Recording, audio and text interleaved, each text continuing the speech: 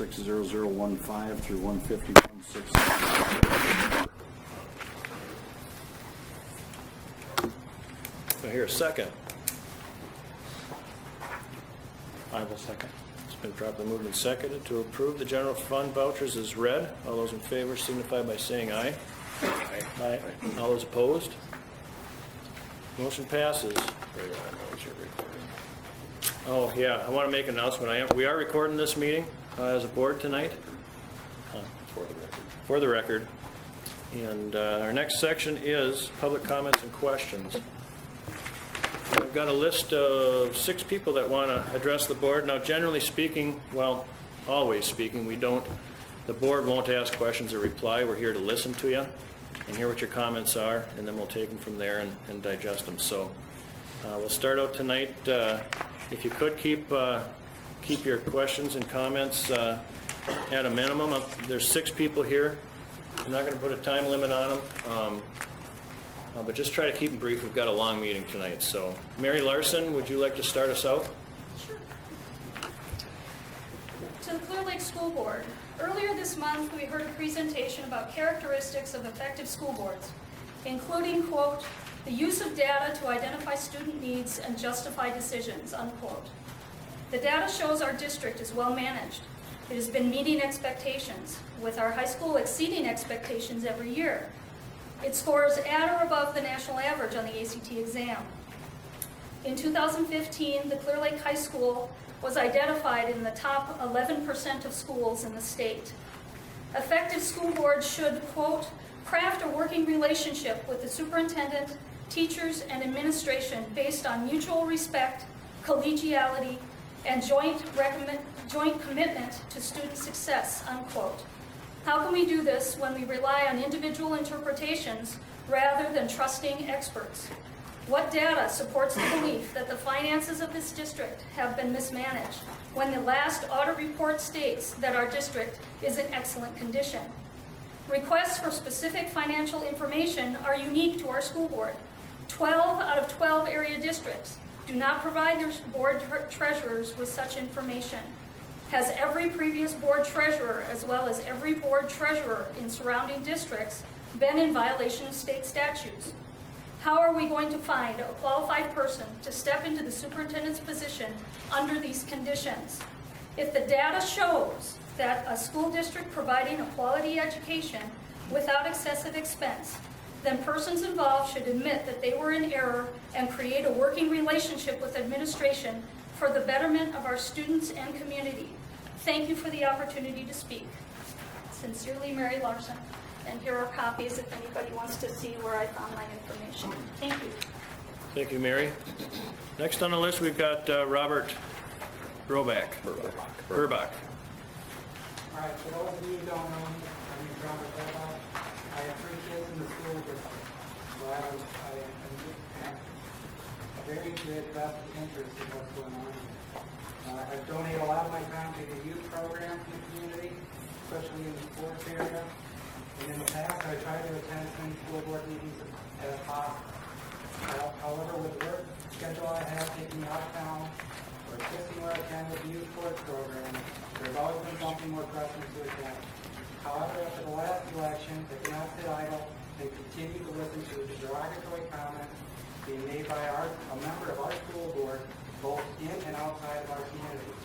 I brought this to the attention of the school board a month or so ago, but I feel it's pertinent now with this many in attendance. The school board member was not prejudiced in any one area of our district. According to him, the education we provide is horrible, our coaches can't coach, and our music program is terrible. In fact, the school board member feels the Clear Lake School District is so bad that he chose to open enroll his child into the nearby school district. If this was not bad enough, he also communicates with other parents in the district, encouraging them to do the same and open enroll their child into that same school.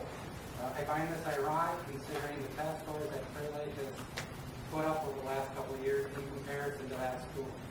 In fact, Clear Lake ranks in the top 100 in the last couple of years, with this school ranks in the upper 300. So when it comes to what is most important for our kids, which is education, I feel there is no comparison. For the past couple of months attending the school board meetings with Paul, I've to expand the responsibility of the school board from oversight of the district's finances to complete access in an effort to eliminate a recurring material weakness deficiency identified by the external audit. However, this deficiency is common within school districts of this size, as funds are not allocated to hire a CPA or to have proper segregation of duties. As he states, there is nothing wrong with having another set of eyes on the books. He is correct. There is nothing wrong with having another set of eyes. However, is the risk worth the expense of hiring a CPA or additional staff? Currently, we do have another set of eyes already on the books, and they are reviewed currently every 2 weeks by the school board. This member has now gone as far as to request remote access, which is read-only to finances, which in turn will probably create another material weakness when it comes to access control and security over that access. I have also learned in the past school board meetings that the school board member has performed a SWOT analysis on our elementary principal. For those of you who don't know, a SWOT analysis is strengths, weaknesses, opportunities, and threats. And he stated this in open session. He made the comment indicating, although he may be good with paperwork, he found him not good with kids. My question to this school board member would be, how many hours of observation does they as a school board member spend in school during school hours to ascertain the information for this assessment? During the most recent board meeting, I heard the school board member use language that heard in the meetings was he misleading as to why should the administration get double of what a teacher gets, and go on to use examples of 5 compared to 7, 10 compared to 15. Mathematically, these just don't add up. They sound like double. The school board member also has shown his questionable knowledge of the working standards of our school with 2 comments made in front of several faculty and staff. A teacher's handbook is nothing more than what you give a substitute so they know what to do for the day. And he can write himself a blank check. The use of the word he in the second comment indicates to me this is nothing more than a personal attack, quote unquote, witch hunt on an individual for the past 35 years devoted to doing his very best to educate the students within the Clear Lake School District and for the taxpayers who fund the school district. I question the school board member as to what has Clear Lake District scored this area down for you to feel so dated. You indicated your vested interest is because your taxes go to this district.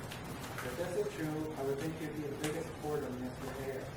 But when you look at past 10 years of mill rates, we are usually middle of the road compared to the other schools or schools in the area. And as long as I've been associated with Clear Lake, I do not recall that the school requesting a referendum for additional operational costs as you see consistently from other nearby school districts. With this being said, in an effort to avoid a snowball effect, which possibly could happen, is shared by school board member Mr. Anderson, that he pointed out what was going on in the Stewart School District, and to avoid dissension, division within this community, are requesting the school board member resign his position within the Clear Lake School Board of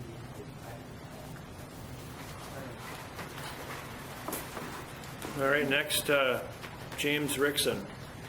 Yeah, I don't have a formal statement to make. I thought that we were signing up in the event that there was something to say. I would just ask everybody to kind of take a breath here and listen tonight and try to form an intelligent opinion about what's going on. Okay. Doug Hoagland? I crossed that out because I thought I was signing it. You can't cross it off, Doug. I'm just kidding. Stephen Engelbritson. Yeah, Greg, I was just looking for clarification on Mr. Area, if it's a requirement for the resignation, so again, it needed to be stated what he was intending with, so. Okay. Craig Fowkes? I thought I was signing in. Didn't read it on the way from All right, good. Well, thank you guys for your comments, and thanks for signing up for fun. And now we'll move on. We'll start our old business up here with the first item, the construction update. Okay. As you noticed, tiling is continuing here at the high school. We're moving along. They've got the commons and the hallways down by the athletic areas to finish. Gary Hansen and his crew have been actually preparing and actually waxing already, and so wanted to be finished by the end of July, 1st of August with that. Parking lots at the elementary are being prepared, the subsurface, etc., and Monarch will be in as soon as that's done. HDMI cables, I believe, what's your name, Ben? I was going to say Chris, but Ben, pretty well installed. Yep, they're finishing up. Okay, so that's about the update that we had. Did I see some marks on the concrete or on the pavement coming into the parking lot out front of school here, Brent? The corner is going to be fixed, where the buses have gone around it and it's broken up. Gary wanted that fixed, Gary Hansen, and so we had that included in the bid. Yep. Any other discussion? Okay, seeing none, then we'll move on to the next item of business, discussion and consideration regarding view-only access to financial accounts. And that's where, Ben, you want to go ahead and... What we've got, yep, I'm going to get it. Evan Johnson from First Merit Bank. Evan is the Vice President of Governmental Banking, and he agreed to join us by phone. He is actually over in Oshkosh, and so he's going to join us by phone. So right there, Ben.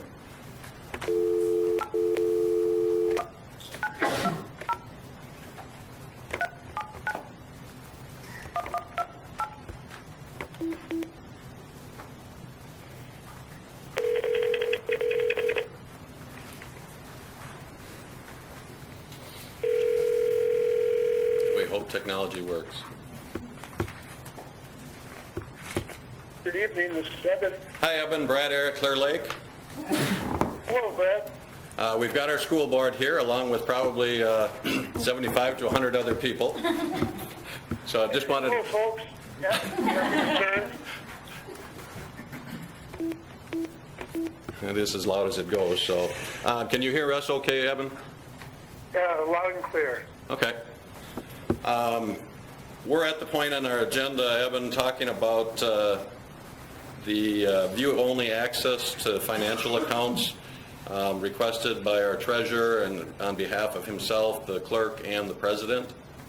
And so I did have your email here from the last time as far as, and I'll read that. I've checked into the availability of adding additional remote access users to Clear Lake School District online banking software. The super admin for the district can set read-only access for any number of people that require it. The bank would then issue additional security tokens to allow remote access to the bank's online platform. These security tokens must be accounted for and kept in a secure location at all times. And then as a rule, you recommend limiting access to the system to those that require it. What I reported to the board, and I'll let them ask Evan, is the last time is that of all the school districts that you work for, you don't have any school districts that have had this kind of request, and find it highly unlikely to do something like this. And so with that said, that's where I left them off, and we invited you to join us by phone. Sure. Okay. Yeah. That definitely summarizes what I found out. And any questions, I'm certainly happy to answer those if you'd like me to expand further on that. Okay. Would it be difficult to do? Would it be difficult to do? No, it's relatively simple. The administrator of the school system simply goes into the system and delegates rights to whomever, who's ever authorized, and then we would mail out a new security token. Evan, when you were talking with me, as far as what would be your recommendation of actually doing it? I mean, is this something that you would recommend, these security tokens being out in houses? Well, my default is what I put in the email there is just rule number one, you want to limit access to people that need access. So that really is going to be a board decision, but as a banker, I try to limit financial information access. So anyone that has access is just, for my opinion, just another opportunity to have that spill out into the wrong hands. But the system is set up to allow the access for the people that need it. Now, I don't know of anyone other than business managers and their assistants, maybe payroll and receivables, that are actively monitoring the system day to day. But if you have a use for it, it's there. I just can't think of a different circumstance where it's a day-to-day function. Okay. I've got some questions, Evan, that I've had staff members bring to me, concerned as far as confidential records. Will board members have access to their personal information, including Social Security numbers, HSA contributions, TSA contributions, alimony, child support, and do we have to worry about HIPAA laws? I can't expand on the HIPAA. As I understand it, that I just can't give you an opinion on right now, Brad.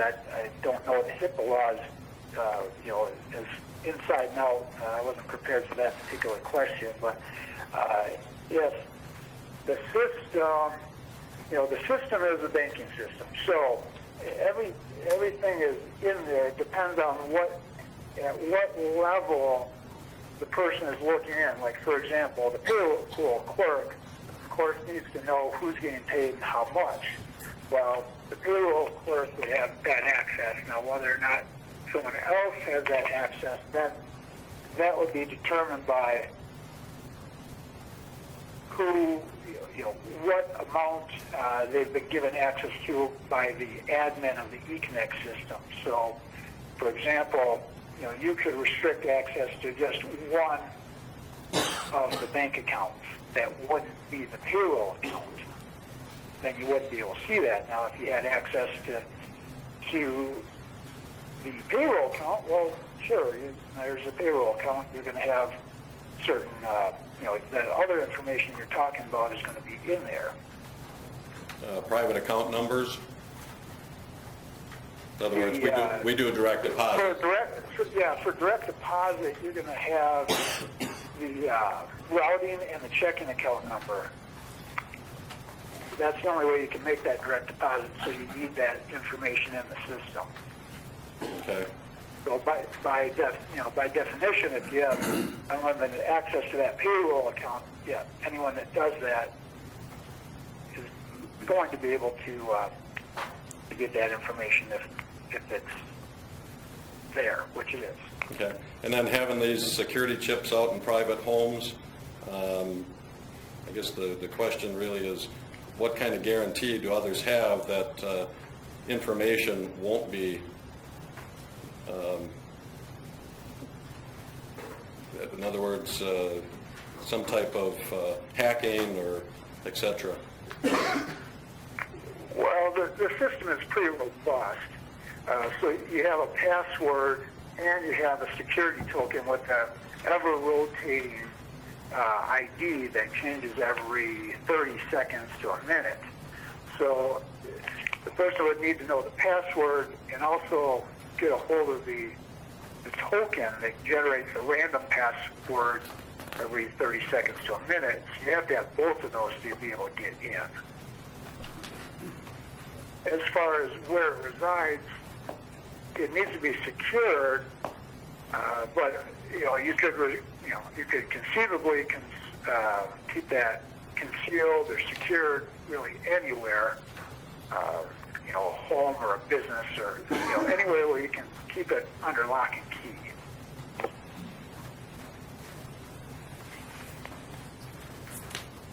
Okay, Other questions? Any other questions? seems simple. Okay. Okay. Thank you. Is that all, folks? Yeah, Evan, we thank you for your time. Okay, thanks so much. Happy to help. You bet. Have a good night. Good night.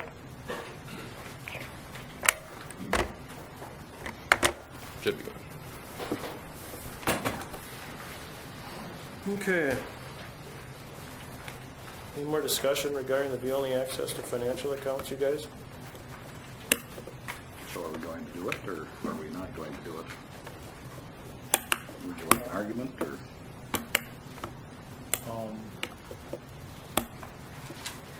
Again, my question, and I know this is your request, Tom, but what kind of information are you looking for that you can't get in a board sitting? My concern is, we as a board are to direct the school, and if we get an individual off doing something else, and it's not you, but it's, let's say, the next treasurer, 3 treasurers down, because now it's in board, that's what we do. I feel it's a little risky. And what kind of information would you get other than that you wouldn't get in the board meeting? Okay. So you're asking? Yes. Oh, certainly. I talked to our auditors, and we've got, and I'll talk loud so everybody can hear. We've got a recurring problem in our audits, and it's material weaknesses. And we've apparently been having this for, what'd you say, Brad, 20 years? And Most other school districts, yes, do. so I asked them, I said, is there any way we could eliminate this? And they said, absolutely. And we went right down through it. And they said, number one, with our girls in the office, modify pay access rates through Skyward so that the financial secretary doesn't have the ability to change the pay rates at will. Okay. So that's a matter of a code. She said the treasurer and possibly the administrator should be in the room when pay changes are authorized, because it's really realistically only one time a year anyway. So there again, that's a simple thing we can fix. Number 2, manual journal entries need to be reviewed and signed off on. If there's something that's improper or we've got to make a correction, she's got to tell somebody the story, show them the documentation, and they sign off on it. Okay. Number 3, reconciliations of all accounts, including investment accounts, need to be mailed to someone other than the financial secretary and signed off on. Both Kim and Jim Murray said that view only would take care of that, or would help alleviate that problem. And the Murrays are, Jim Murray, our auditor. that just Yep. for clarification Yep, purposes. no, I talked directly to those. Number 4, in order to get rid of this, right now we hire the same auditing firm to do our financial statements. They said, you're already paying us to do it. Why don't you pay somebody else to do it? Then we could come in and audit the financial statements. So I think it's something we should explore as a board to see if it's revenue neutral to the district or not. Because they said, look, you're already paying us. So whether or not you pay us or somebody else, we could get you a clean bill of health if you just did something like that. Number 5, he said, follow up with Lori to double check the retainages on our contractor invoices to see if they're accounted for on our liability side, if they're still due. So that's something, during the construction process, as things get built, we usually withhold 10%. So we have to make sure that we account for those retainages because we still owe the money once the job is done. So those are the things that, instead of just saying, well, if we're a small school, we can get by with good enough. Why don't we try and improve? I agree with what Mary is saying. Every year we try and do better. This is another vehicle, but we can do better. So I've talked to the auditors. They're on board with it. I've did enough research about it. I just want to make sure that when we're doing the reconciliations, our account balances match. And that's the only purpose of the view-only access, is that we can double check to make sure. And the auditors, they like it. They like when you say, well, we've got a treasurer that's actively involved, working with the financial secretaries. I think I talked to the girls the other day. They talked me through how a dollar gets from when you walk into a football game, and the process of how that dollar is tracked. And they've got the tickets accounted for, they've got the dollars accounted for. Both girls, they double check the money that came in and double check that with the ticket numbers, put everything on the receipt, both sign off on the receipt. I told that to the auditors, and they said, well, that's fantastic. So we didn't know you guys did it to that, to that level. So the girls are doing a great job. So this is just, I think we can, using the job that they're doing, I think we can take this to the next level. Okay. So, did that answer your question? You're looking at reconciling and having 2 people sign off on it. I just, looking at the online billing or the online statements all the time, or how does that get you to the reconciliation? You look at the account balance prior to the deposit and make sure Yep. that everything is checked off. Okay, So, is that something you're willing to take on Yeah. and do all the time? yes, it's part of the, as Bob Butler said, that's in my wheelhouse. It's my duty. We got a $6.1 million business. Let's treat it as such. Let's work with the people. It's not a power play by any means. It's the treasurer's duties. I think Bob was pretty clear about that the other night. It's not something I can pawn off to anybody else. It's my responsibility by state statute to watch over the financial health of the district. And yes, we're doing a great job. And I don't think the auditors asked me the other day, do you think anything bad's going on? I said, I don't think so. But I'd like this audit cleaned up. I'd like to take Clear Lake to another level. Okay. Okay, if I can interrupt you guys, Brad, go ahead. I had a conversation with Kim Schult also, and a lot of the points you made, Tom, here, as far as the internal control, Lori preparing the financials or having another firm. If we brought in another firm, yeah, we could clean that up. The segregation of duties, the payroll, compared to the HR responsibilities. No, it's not going to change. And so I guess I'm getting a conflicting story. Similar to when you said all the districts from Siren to Boyceville all have their treasurer do these kinds of things. And when I polled all those superintendents, no treasurer does. That's a mistake. And so I guess I would say this here, that I did ask Kim if she could come to our board meeting or when the soonest she could come, because Bob Butler did say, well, that's up to a decision by the board that you need to make with your accountants that you use. And so I guess rather than rely just on your opinion, I would encourage the board to, she put down in her books October 12th is the first open night she has to come to the board meeting.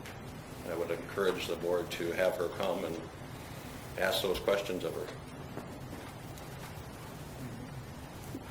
So you're saying that she didn't say these things? Wasn't in on your conversation. Okay, well, I'm just saying this is what she told me. Okay, So now we got a kind of a difference here, so let's Sure. get her here. That's fine. What exactly did I say here that she disagreed with? I just told you this here, that the comments that she made to me about clearing up all these things in our audit report, that it wouldn't happen. So Okay. we're getting a difference of opinion, I guess. And so I guess what Bob Butler did say at the meeting about school board members creating policy and administration and bookkeepers administering, that was what I heard him say. And to get your accounting firm here and ask them about those kinds of things personally. So that's what I would encourage the board to do, is invite her, and like I said, I've already asked her, give her our open dates, and the first one would be October 12th. But the decision's up to the board to make. I can only make recommendations. I'll make my best possible recommendation to the board. No, Mr. Ayers is not trying to hide something, like accusations have been made. And up to the board's decision. So if we could clarify, Brad, actually right now, the way we do things are, how do we do things right now? Well, okay, previously, Greg, and you were part of this, okay, if somebody on the board wanted information, they requested it from the superintendent and the bookkeeper, if it's a bookkeeper or the secretary, through the superintendent. We have a flow chart. We have a chain of command. And I know our own attorney, Steve Weld, has suggested you follow that.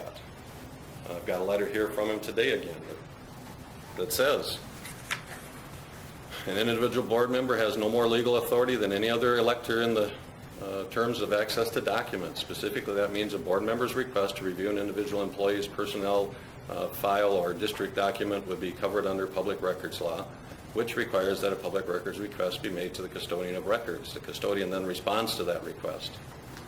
There are certain limitations on anyone's access to public records. In some cases, they are procedural, notifying the individual mentioned in the requested document was Nikki notice of the request and their right to challenge the release. There is also a need to redact certain information. If an individual board member makes a request for information, some custodians provide the requested information to all board members, advising that the individual board member requested the document, so that all are being provided. The legal concern arises out of the possibility that confidential information regarding students, employees may be distributed either on a purpose or accidentally by board members. And so that's our legal counsel telling us that also. Again, we've done that for how many years where, yeah, board members have come in and asked for information. We did that for the last 2 years with Tom on the board, and he's gotten his information. And so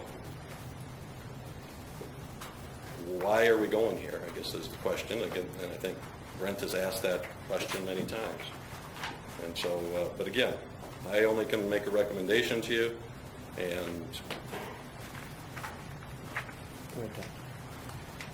Right off of our audit, and I'll quote right from our audit, it says, "A properly designed system of internal control includes adequate staffing as well as policies and procedures to properly segregate duties. This includes systems that are designed to limit access or control of any one individual to your district's assets or accounting records, and to achieve a higher likelihood that errors or irregularities in the district's accounting processes would be discovered by your staff in a timely manner. It's very important that management and the governing body provide the appropriate level of financial oversights to the district's day-to-day activities." That will follow up with the WASB. They said, of course I got a lot of papers here. They said that let me find that so I get the exact quote.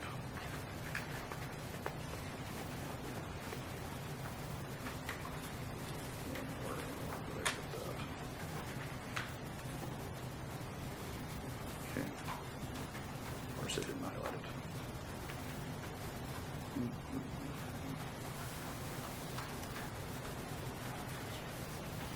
The WASB states that district policy can provide additional guidance to the board, but can't contravene the statutes. The statutes, I thought, were pretty clear. I mean, it's not a member of a... We do everything as a board politic, and I can only act as a part of the board politic. I get that. My job as treasurer, if I find anything, it's my job to bring it back to the board and tell the board that, hey, there's something here that doesn't smell right. I don't act on it.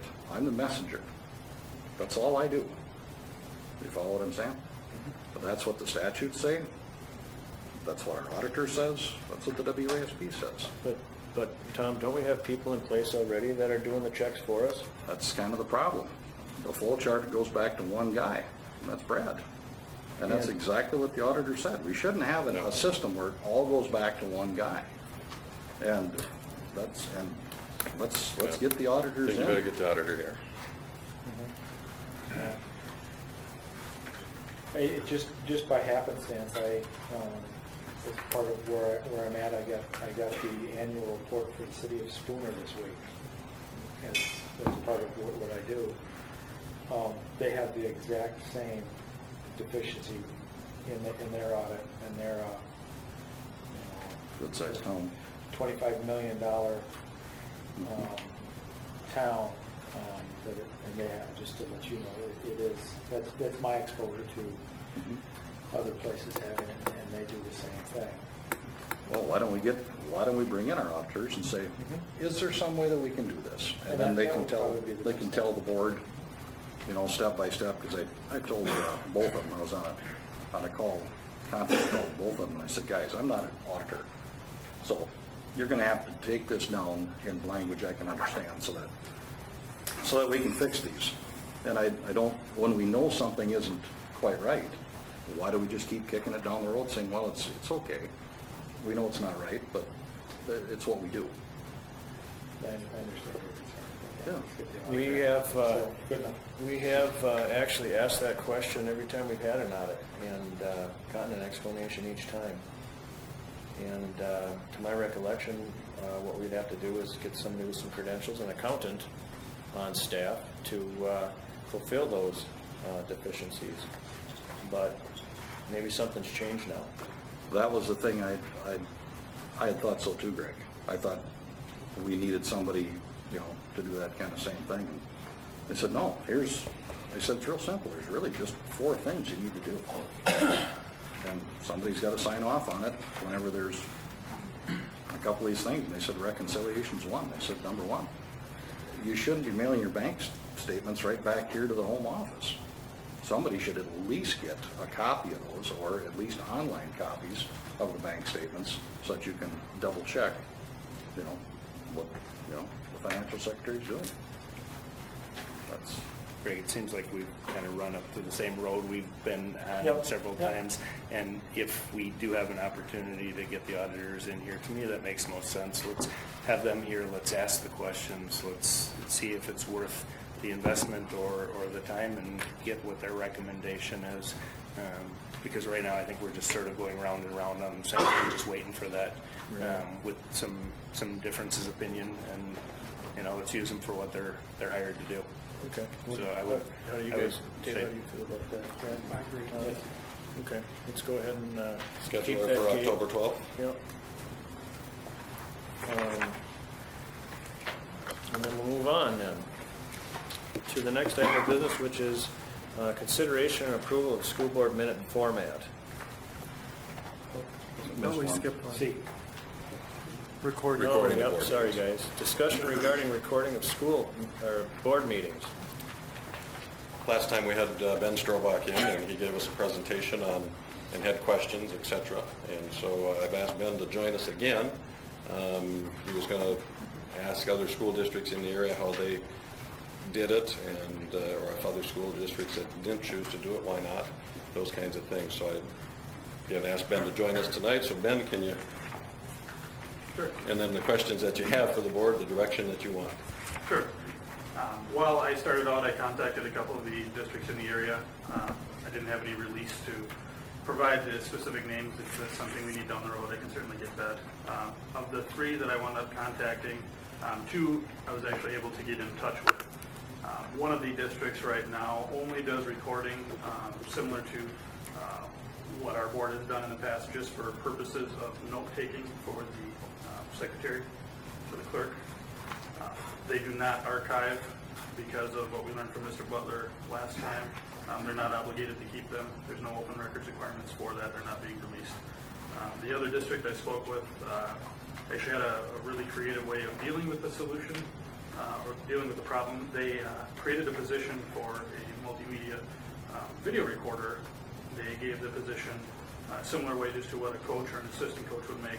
And that person who records their board proceedings, as well as their other academic events. I do feel it's important to note that for that particular position, they do not include sporting events. It's just, if it's a band concert or, a National Honor Society, things of an academic nature. That is the gentleman that records all of their board proceedings. He puts them onto a DVD, provides them to the IT staff, and from there they upload them to YouTube. So they've been using YouTube for about 4 months. They've been recording board proceedings for about a year. So, and the other district did get back to me, so. Ben, did anybody give you any numbers as to how many people actually watch a board proceeding? From the one district that was actually doing the video recording and uploading, they were averaging on each individual meeting about 8 views, and the city would be approximately 3,000 people.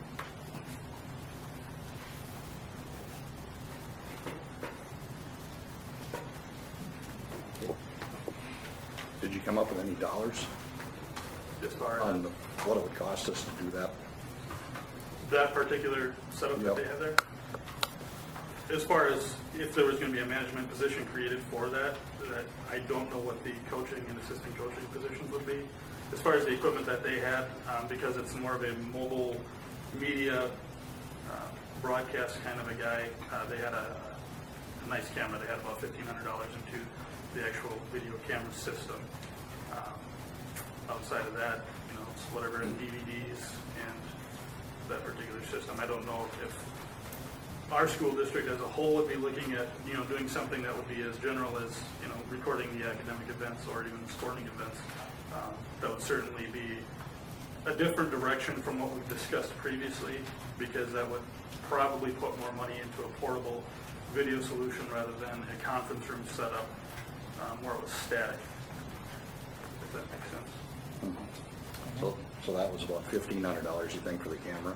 Yes, that's. And they didn't, how did they archive the stuff that they put on YouTube or the meetings themselves? The gentleman that's doing the video provides them with DVDs and Blu-rays, and when they upload them, they retain all the copies of the actual the CD media, more or less. They just retain them, so they're not available to the public without request beyond YouTube. So that's kind of an inexpensive way of going about it, isn't it? Mm-hmm. Okay. We haven't really discovered between us members of the board what we wanted to do with this media once we created it. We talked about archiving it, we talked about putting it on the internet, possibly putting it on TV, and possibly just using it for our own uses and for note taking or what have you. Anybody have any more thoughts about what we want, what our thoughts are on what we want this for? Last meeting, Ben kind of made a presentation about making it a multi-purpose kind of thing, or instead of a static thing, maybe have a more mobile thing. Maybe we could record the sporting events and band concerts and things with it, along with board minutes, board meetings. So more of a flexible type situation there. Well, if it's on a DVD, the storage wouldn't be an issue, for retaining it for 7 years. So that would be simple. Just so you're aware, I just want to clarify that from a hidden cost standpoint on that one, I think it's a great solution to a unique problem. As far as, that the $1,500 camera type of setup, I'm sure there's better, I'm sure there's worse out there. The important thing is how they're getting to that DVD is by that gentleman to his staff. He's actually essentially, hitting play, downloading, recording the DVD. It's a lot of time into that, and that's why they elected to treat it as a coaching position. So, when you look at our discussion last time, where that was oriented as far as, the total cost of ownership or the total cost of storage, the trade-off there is man hours for upfront technology assets, if that makes sense. So just keep in mind the whole picture when you guys think about what direction we want to go. Just turns into an ongoing every year.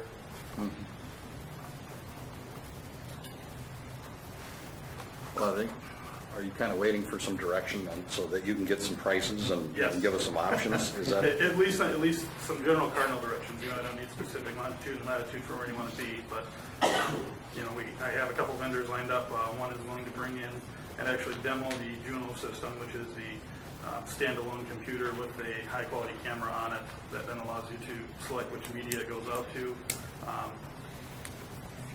If we want to look at a portable system for recording academic events, that's going to be an entirely different company altogether than the ones I've been talking to, because this is sort of a new development as far as this discussion goes.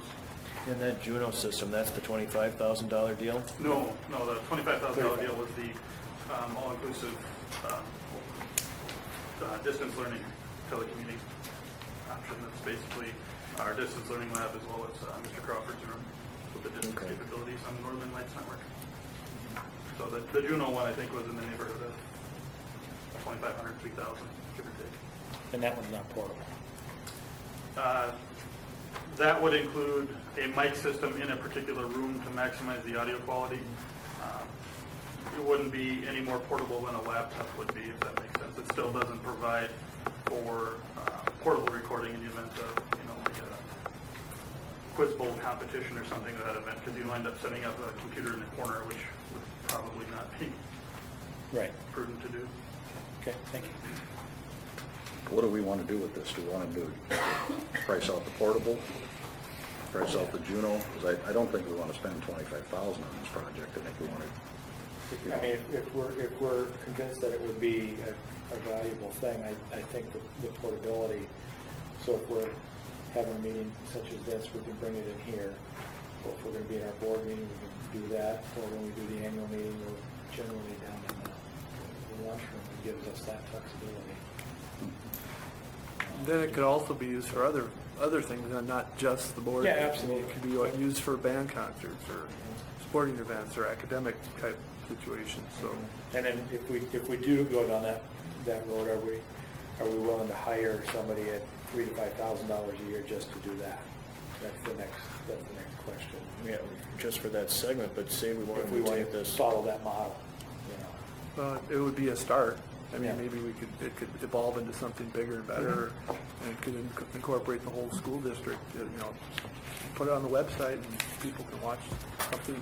If people can't go to an event or something, they could actually see what's going on there, so. Oh, that'd be, yeah, you watch wrestling, Brad basketball or games, them football do- games.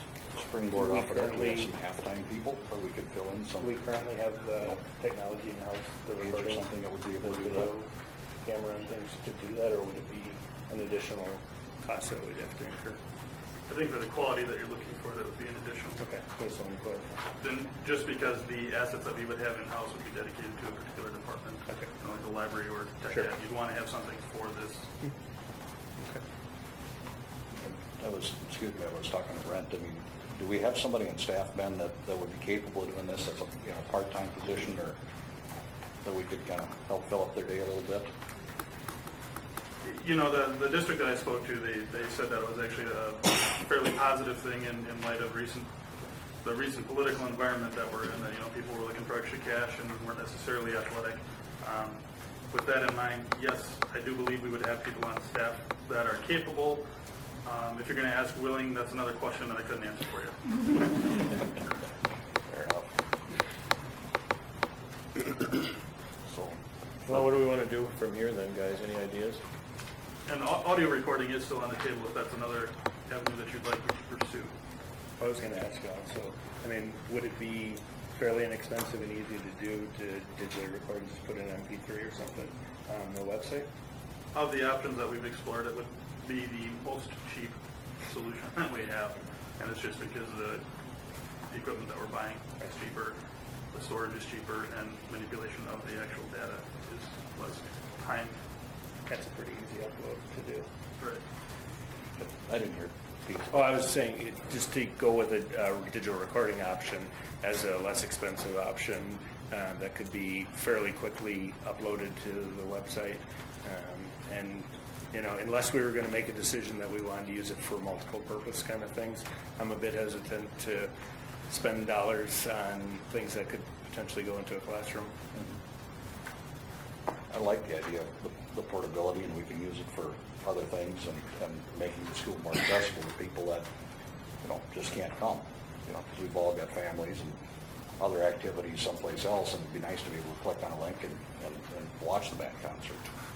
I will bring up just in response to that, I did ask that same question, and as of right now, that one district is very, very selective about what academic events they post, just because of the student identity. They're minors. That brings up in a whole nother. It's another sphere that we have to consider. In this discussion is, posting the board minutes is fine, or posting the board proceedings is fine, but now you get into an academic event, and we have to make sure, either there's in the handbook a waiver to allow posting or an opt-out, whatever the case may be. It's just something that they don't just blanketly post everything out there. They record it and they make it available, at least internally, but getting it externally might be a hurdle or two that you have to clear first. Good point. You can't legally broadcast a band concert. Didn't know that. Copyright issues on the music. You can't.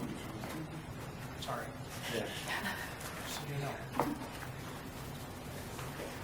Direction for Ben. Want to bring back prices as far as portability and economical? Sounds like we're moving away Yep. from, say, a high-end studio in the boardroom. Correct. Good. Okay. And at least minimally audio.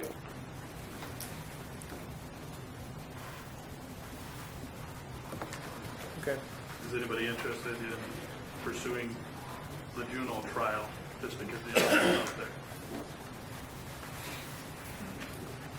See what the costs are, Ben, comparatively? Sure. Yeah. Let's see what those are first. And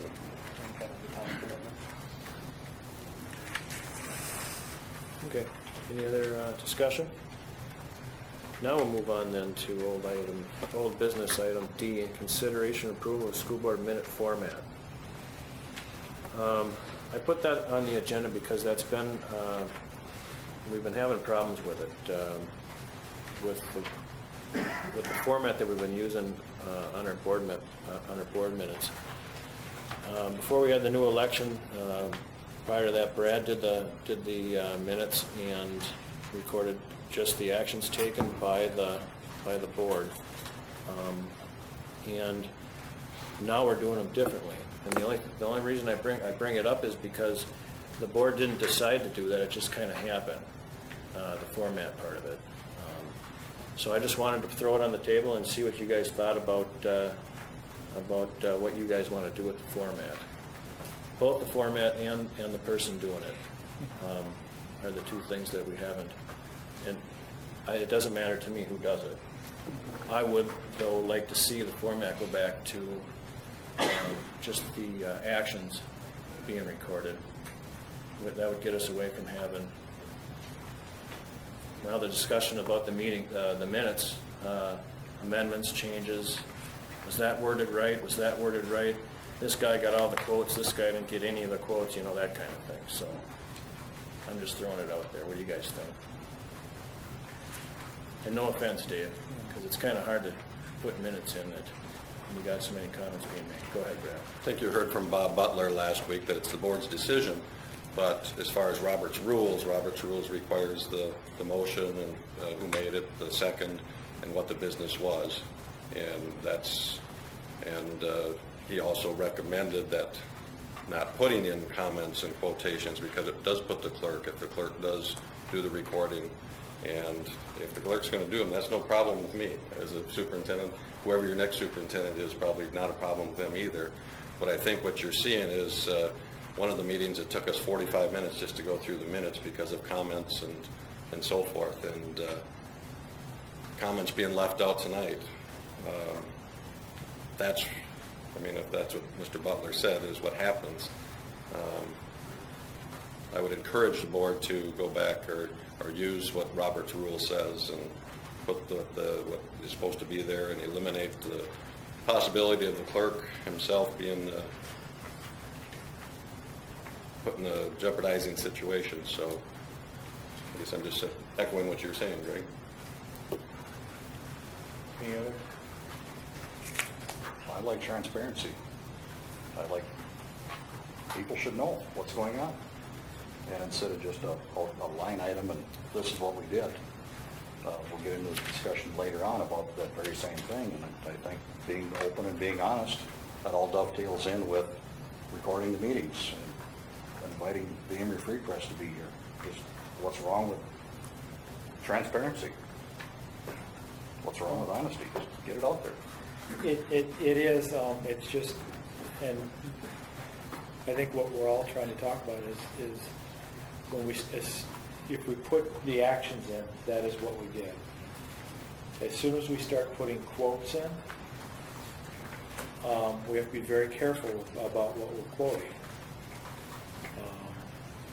Because if you quote somebody, it has to be accurate, and if it's not accurate, then it's, it can go all the way down to libel and slander, slander and all that fun stuff, and we don't want to go there. So we kind of cut out some of that issue, not putting, if we just got away from putting the quotes in, I think it would go a long way to resolving this issue, because we're all trying to remember exactly what we said and did we say that, and we're taking a one-line quote out of a 15-minute discussion. And if we're going to quote it, then yeah, we need to go probably down just recording and make the whole thing available. repeat, but. It seems to me like the board is moving towards wanting to record anyways. Yeah. I think those are two separate things. Yep. The minutes are an actual accounting of what happened as far as votes and motions and things. And if we're moving towards a place of recording, then we have that other piece of it from a transparency standpoint. I, for one, would want to move towards coming back to a more formal Robert's Rules kind of setup for our minutes, and then, keep moving this talk towards however we record and let the public know what's going on a broader note. So once we're up and running and recording, then we can go back to just the abbreviated format, and then anybody could watch what went on. And I personally just be very careful about quoting, regardless. I would, it's just if we can stay with what happened. Well, we all know that, you can take some sentences out of context and put them someplace and they have a whole real different meaning. It's hard to take notes on a conversation, especially some of ours that go 3 hours long, and we touch on different comments and stuff. And like I said, Dave, nothing against you. Mrs. Grunland could be sitting there doing this, probably one of the best ones that I know. And it's an impossible task to write out exactly what we talked about and how it was talked about, so the reader can read it and know the gist of the whole conversation. That hasn't been happening in the minutes that we've been publishing, and that's why it's been a ball of contention for us. And I want to see us come together and get this kind of stuff out of our way, so we can just go on with running our school here rather than messing around with some of this stuff. We're going to have recordings, it sounds like, coming down the line. I have no problem with transparency. I just want to make sure that we have accuracy. So, that being said, Dave, go ahead. After Bob Butler's presentation, he said, the minimum is what we've been doing. The minimum. That's by state law. That's the minimum. He said, either you put your foot in the pool or you're all in. So when I came on this board, there was a lot of turmoil, and disagreements, and I thought only one side was being written about. But I thought we need to let people know what's going on here. And so I tried to get both sides. When Brad would send me the minutes, it's like, well, yeah, that's the bare bones minimum, but there's half the meeting wasn't even put on the minutes. So I thought people need to know what's going on. Look at all you people here. It's good that we're engaged. It's good that you know what's going on. We want your input. We want transparency. We want people involved. We want people to know what we're doing here, because we all have the best interest of our kids and the district in mind. We need to work together. Bob Butler said we need to work cooperatively. So we need to get these situations, we need to get these issues resolved so that we can get to business. And that's why I recorded the meeting, so that we can be accurate. The last 2 meetings ago, I was grilled for 45 minutes. That's why we got the recorders here. And that's why they should be access to the public, the whole thing. So that's where I'm coming from. And I don't think there's anything wrong with that. No, I don't either. People should know how we come to a decision, why we come to a decision. And that's, if it's going to be, before it wasn't reflected in the minutes. If now we've got recordings and people can see how we come to the decision we come to. So. Well, since you recorded it, Dave, the minutes tonight took 5 minutes, if that. Sorry. And for errors. Well, there's There's stuff left out, comments. I can give you an example. You look at the minutes that we had this last time, whatever I did with them, and we had a 3/4 of a page written out about talking about the district administrator's retirement policy.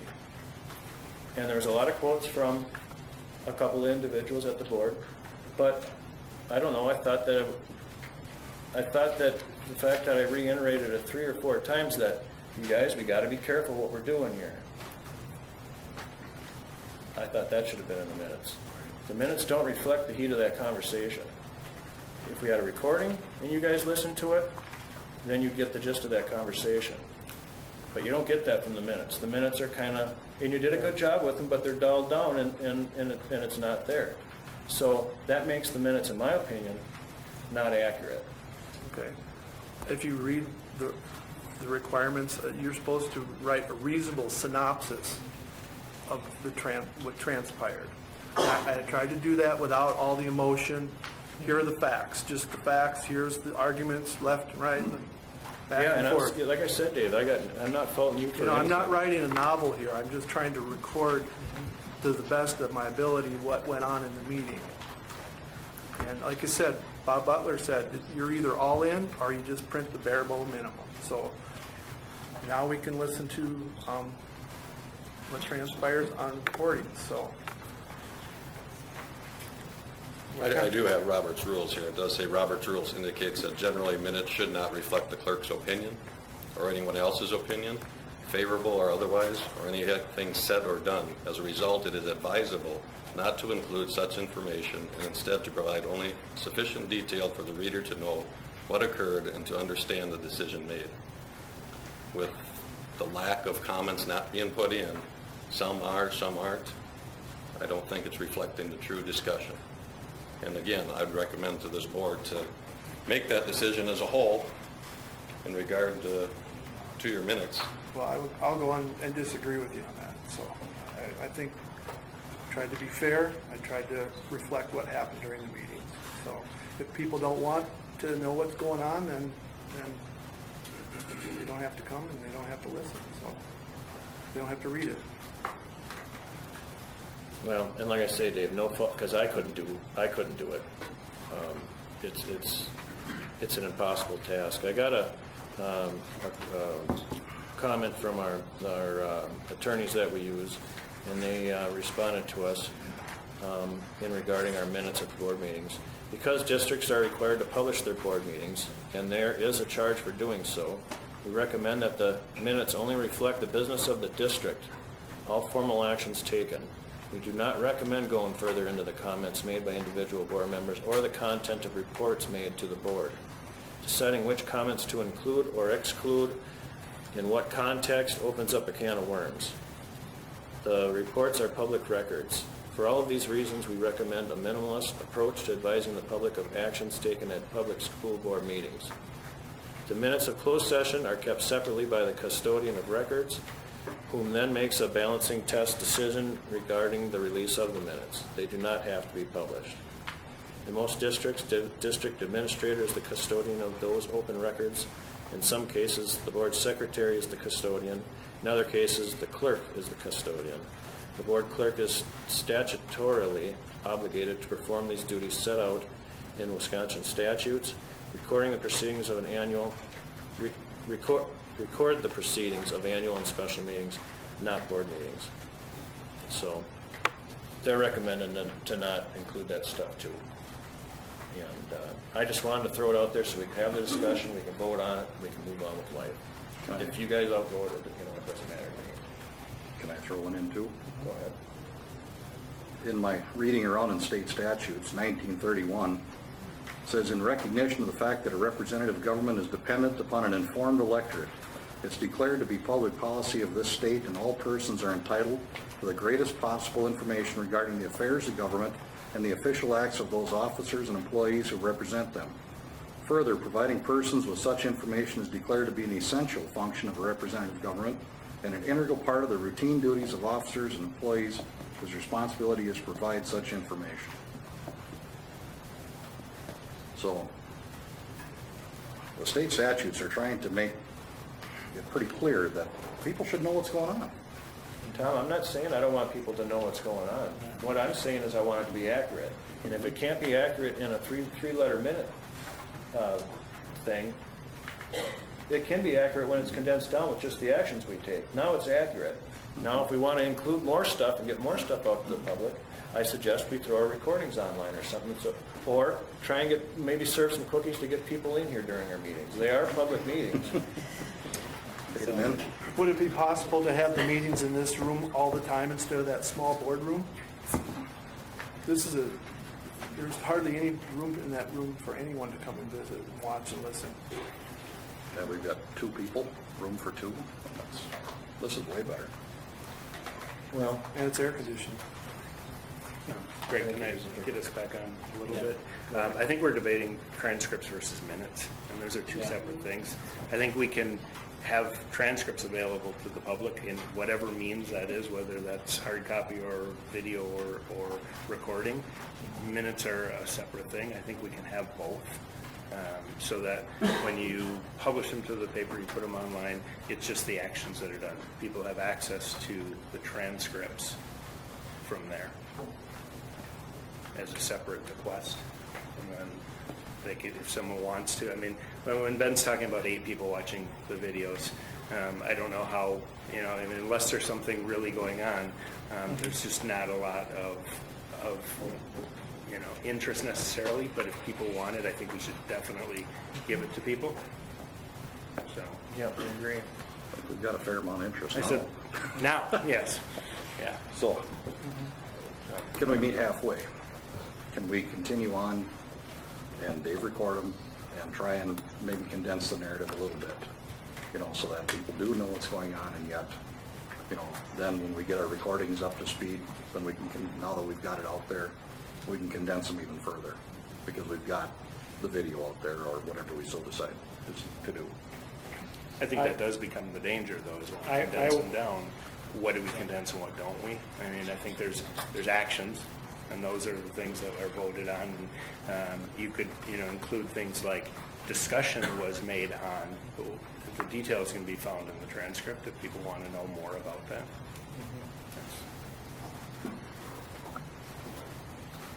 And I think if Dave's recording them, you have to be willing to transcribe them. I'm learning that. Yeah. So, but if we get to a place where we're recording and putting them online or on the webpage or video, then that alleviates it from you. Or like just an MP3 on Right. the website. What would it take to get that MP3 on the website? Are you talking temporarily or like looking at the solution long term? I guess, I would, are you referring to like tonight's meeting, getting that one out there? Last week's, this one, and a number going forward until we kind of figure out what we want to do. Well, you could probably, whatever solution you're going to go forward with, if you decide that, okay, this is how they're going to be used, this is what they're going to be for, if it winds up going to a YouTube type of thing, that can be done without video as well. It can be uploaded to there as an audio only, so that job of, getting it out there and on there, it's just more a question of how do you want to do it, not can it be done, it can be done. We just have to be careful about, because we're walking down the line, if we make a record and make it formal, then we gotta keep it. And we gotta store it, and we gotta direct whoever's gonna do it to store it, and make sure we're clear on that. So, 7-year rule. yeah. I mean, as far as the minutes, I would feel much more comfortable if we went back to where we were before, where we talk about actions taken and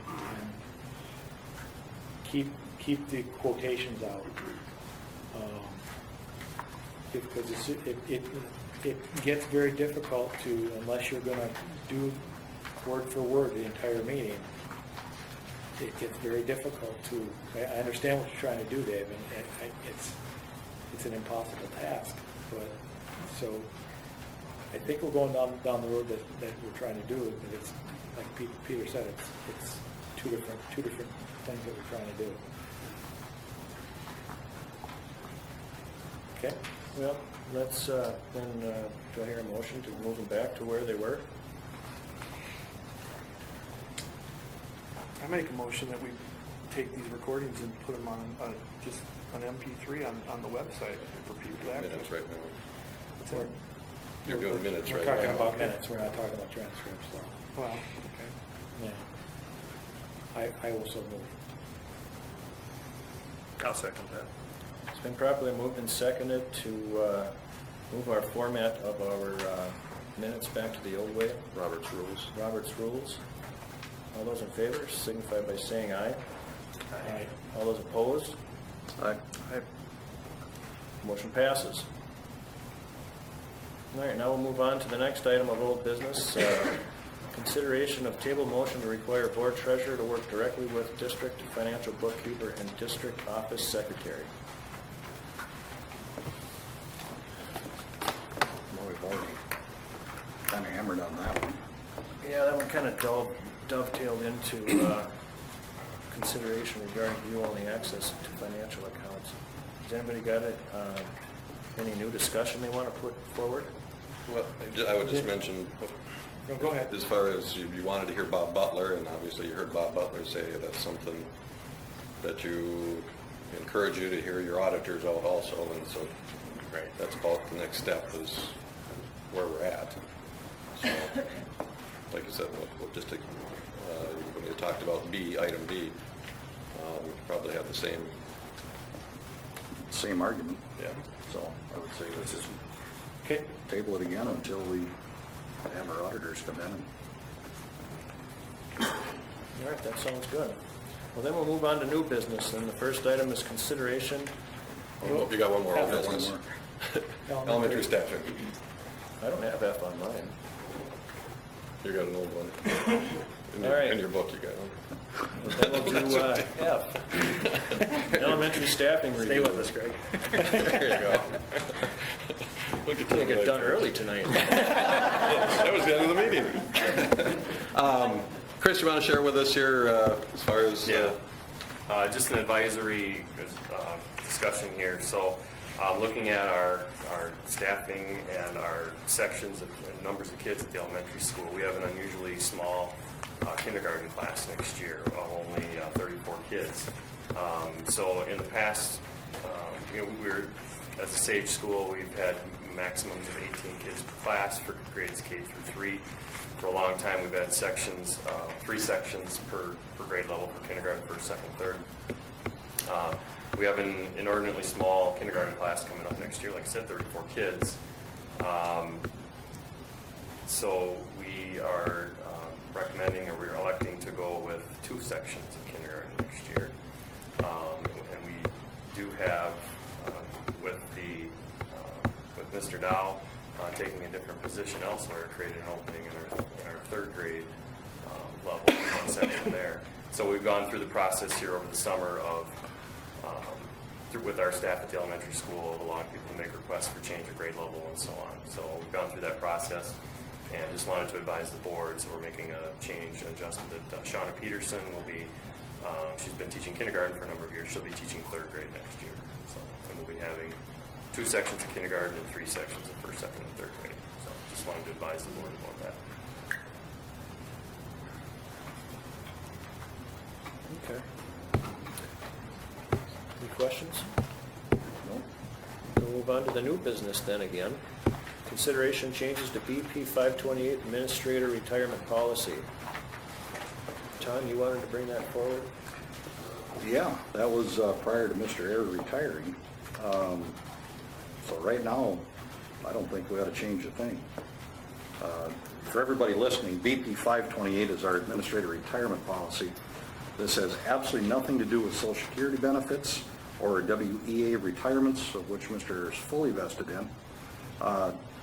Because he retired at our last meeting, he's entitled to every benefit that was in our school policy at the time of retirement. I think we should take this opportunity to wait until February when we have the real cost of the benefit plan for debate. Then if we want to clarify it or modify it or anything after that point, but then we would have accurate information to make a decision on. Instead of the way it's written right now, we don't know what the number is. So, because Mr. Ayers retired after that, I don't. So it's not a concern anymore? Oh, Well, I don't know. he retired after we talked about it, so I don't think we should touch it. Not until we have accurate information on what the cost of the policy is going to be. Okay. So, Mr. Ayers in particular, or all in the future? Or? Everybody in the future, because of our situation. Because one of the concerns that I had was it's not defined. There's no, like with the teachers, it's a clearly defined dollar amount. With the administration, it's not clearly defined. So I think we ought to take this opportunity, let the man retire. He's got the benefits, there's no question about it. And then we see what the benefit package is going to cost, then see what this board would like to do with that moving forward. Okay. My concern with that, I mean, if we're going to consider changing it, or talk about some options, and I don't think we're going to do it tonight, but in between that time, we are going to hire a new superintendent. What are we going to offer him? I wouldn't offer him BP 528 at this time. Then we need to, that, and I would say, I think we need to kind of proceed ahead and talk about what we want to do.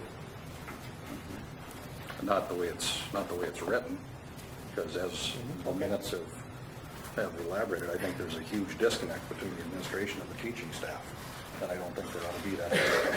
Because the pay is commensurate to what the job is.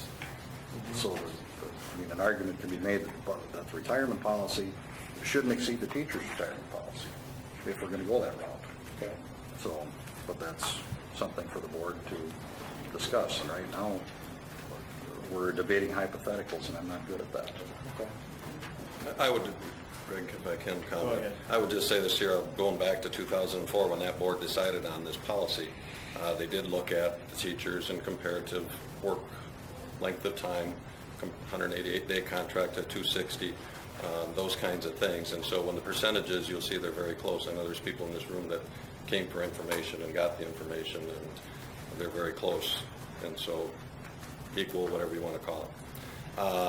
I would agree with you, though, Tom, to say that when that policy was created, it was the three administrators at the time and a couple of the board members, just like bargaining, sat down and created that in good faith.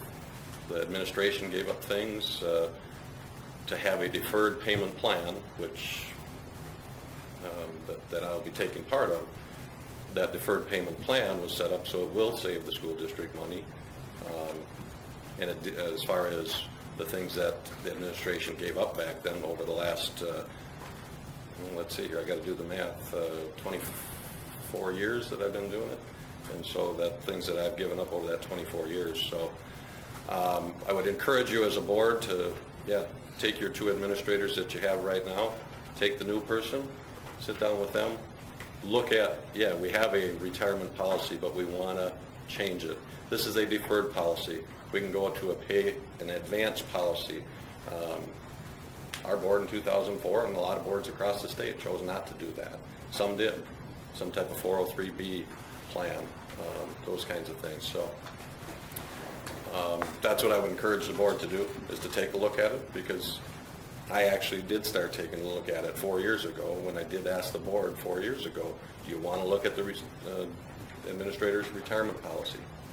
And the answer was no at that time. And so, I've looked at what other school districts are doing out there, and some have switched to the pre-play plan, the 403. And then you have a fixed cost, you know what it is every year, but you're paying it up front now over the 15 years or the 25 years, whatever, and you have a fixed sum over that time. So I would encourage the board to do that. I think we should. I think we should explore what other schools are doing. Yep. So that we pay commensurate with other schools of equal size and things, so that, we can attract the best people as well. And if we want to do that, I think we have to keep doing it, so we're not, because I'd hate to get in negotiations with potential next superintendent and then bait and switch them or whatever we do, right? I don't think you want to do that. Not a bit. And I think it dovetails into B also when we talk about the superintendent search. I think there's that whole procedure that's going to lead up to that for the board to make some decisions that way. That being said, Brad, who was on the committee, or who would be on the committee that would come up with, Back then, it was the 2 principals and the superintendent, and there was 2 board members. And then they brought the recommendation forward to the rest of the board, and that's what we got. so in order to do that, do we need to gather some information to see what other districts are doing, or? No, I think this here is, yeah, I'm out the door. It's not gonna, doesn't have anything to do with me, but I think you got a couple gentlemen there. Mr. Peterson's been here now almost 10 years, 9 years, and so he's getting to the point where looking at this one as opposed to a new one, and I can tell you what school districts have done. They've taken people that have a number of years and are getting close to being vested, and they say, okay, we'll pay you X number of dollars for that, and now we'll pay you X number of dollars moving forward. And it'll be commensurate to this, but you have a fixed number. And so those are the kinds of things you need to look at as a board. But, again, do it in conjunction with your administrative team. And so if you wait till your new administrator is on, yeah, the 3 of them sitting down with 2 of the board members, let's find out what's out there. Okay, what direction do you want to go? That's what happened back in '04. Now you have that opportunity again. Is what you want to look at. We would agree. Okay.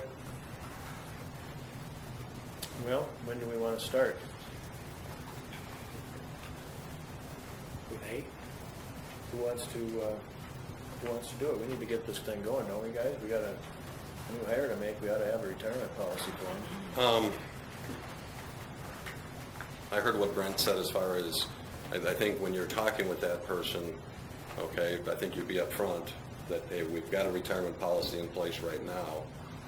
We're going to look at it with you and potentially make changes to it, whether it's just monetary, whether it's some dates, those kinds of things. But be upfront with that person that, yeah, we still plan on having, because it's just school districts offer retirement plans.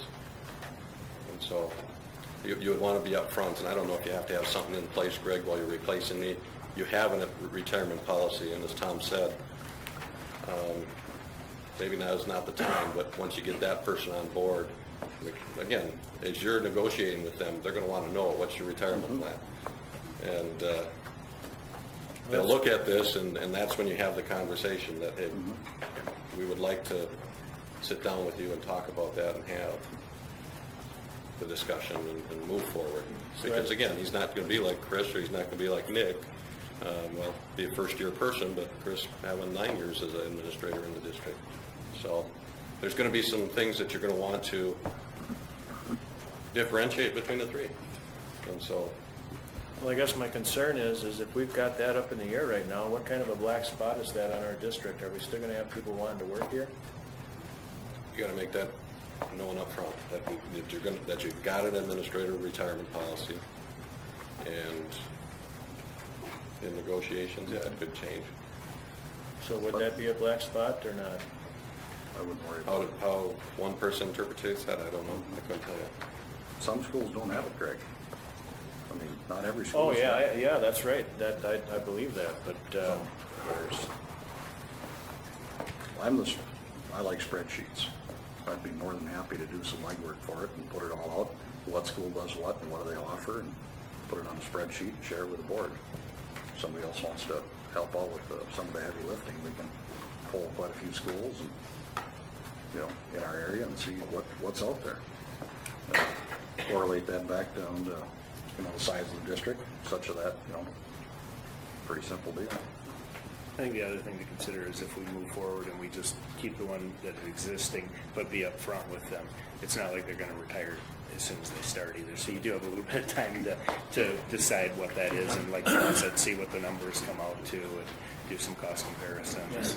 The rest of me. Yeah, and what Brad was talking about, in 2004 and through those times, a lot of districts had to do that kind of on the back end kind of things. It might not be the case right now, and there might be some better options that are win-wins. Let's explore them. Yeah. okay. So then, if there's no further discussion, we'll move on to the next item of business, which I hope is discussion regarding superintendent search.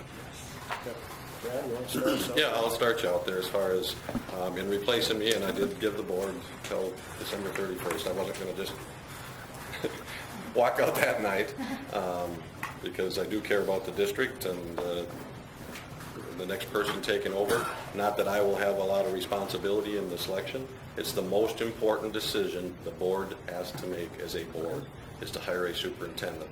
And so that's what you guys are going to be charged with. Now, a couple different ways, or there's many different ways you can go about it. I think you want to look at, and this sounds weird, but okay, starting, I'm out the door on December 31st. When do you want to have that person on board? Do you want to have them by December 1st so they can come in and work some weeks and I can show them some things and be around the district, come to board meetings? Do you want to have them start cold turkey on January 1st or January 2nd? That's one of the things that you need to think about. The other thing is this here, you're going to use a search service.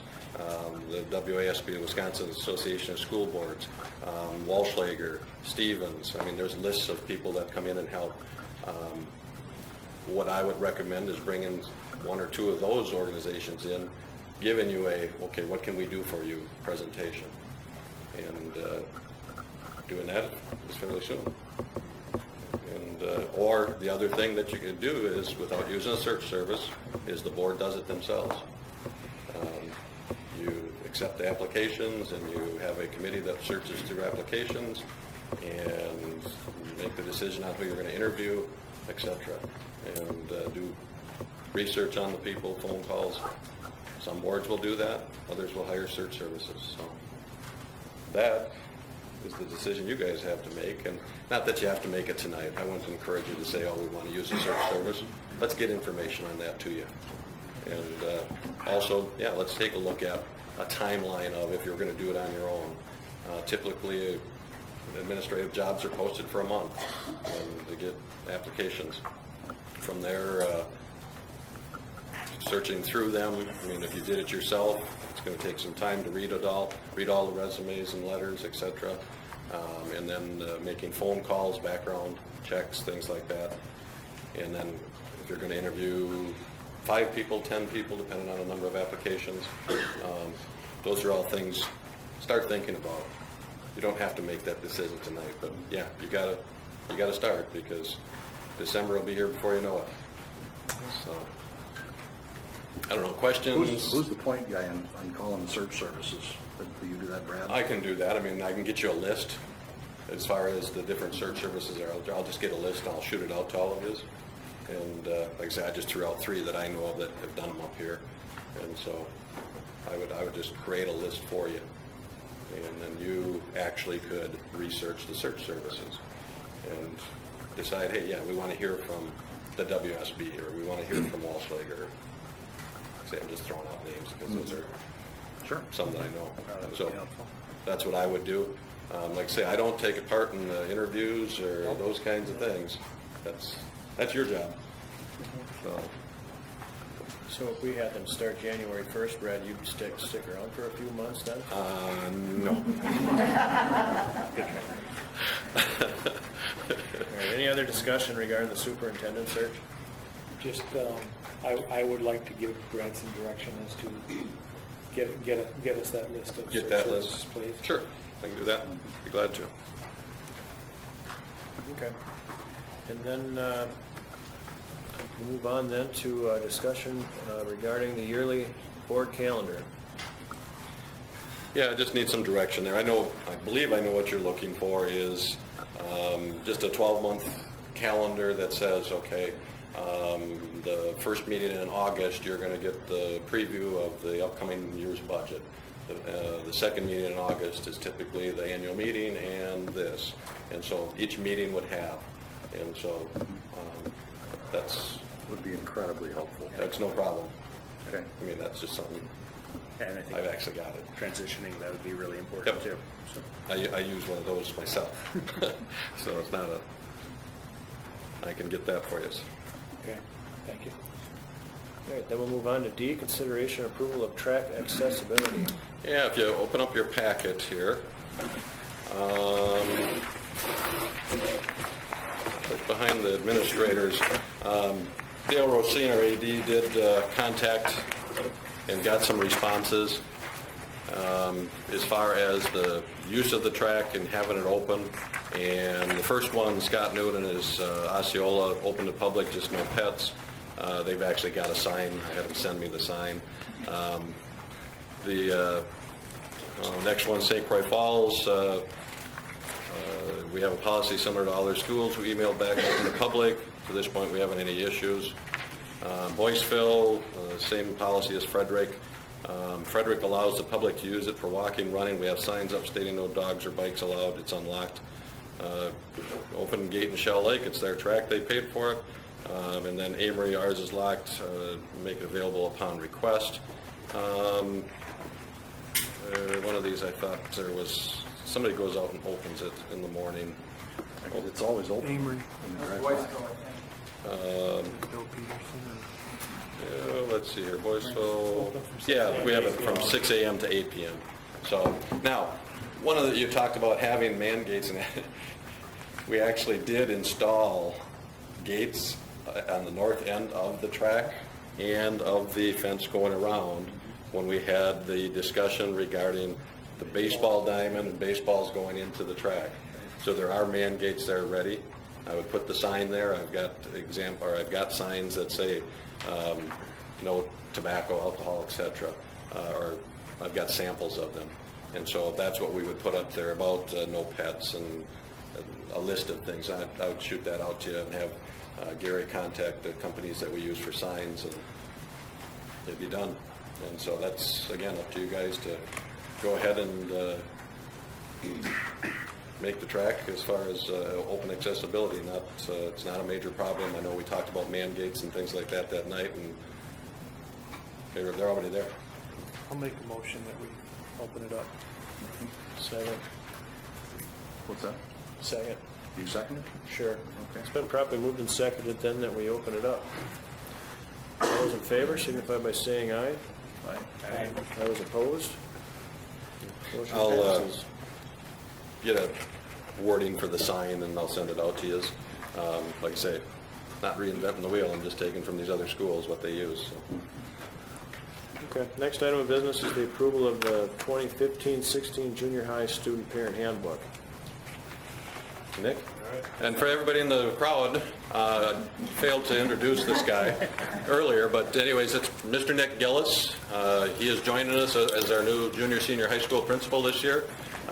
Comes the way of teaching at Spring Valley for a number of years, tech ed, and has been living in Plum City, and we welcome Nick.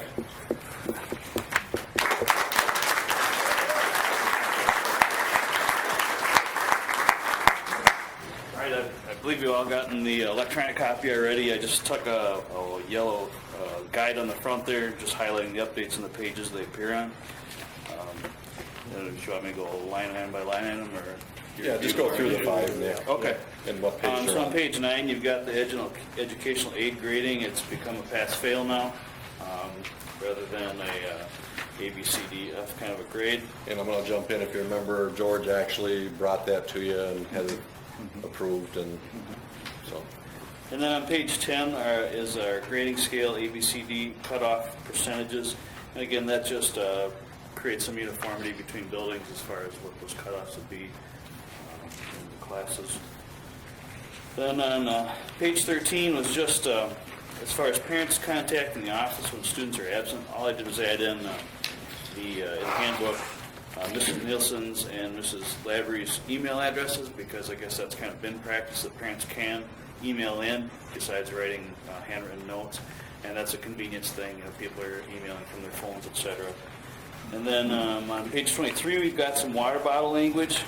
It's a, if you read it, it says to encourage hydration and help students. Again, we're pointing out that it can only be plain water and should be in clear plastic bottles. So if there's any question about the contents of the bottle, it's easy to check and see what that would be. And then obviously we talk about places like the library or other areas of the building where staff might seem or to think that would be inappropriate. They would address that with the student and say, but that's not an appropriate place for a water bottle.